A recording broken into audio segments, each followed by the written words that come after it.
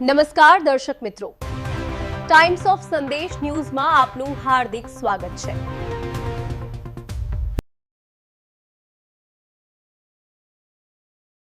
ભરૂચના station road પર આવેલ યુકો બેંકની શાખામાં અચાનક આગ ફાટી નીકળતા દોડધામ મચી જવા પામી હતી।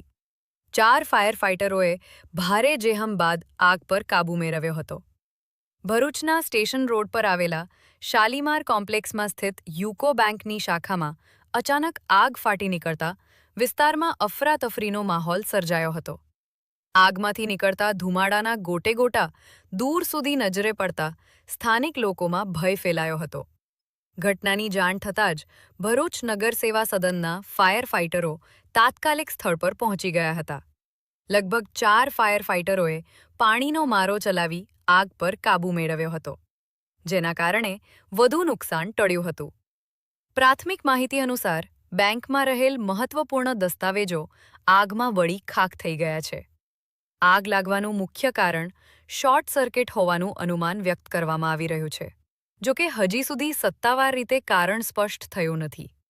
સદનસીબે આ ઘટનામાં કોઈ જાનહાનિ નોંધાઈ નથી।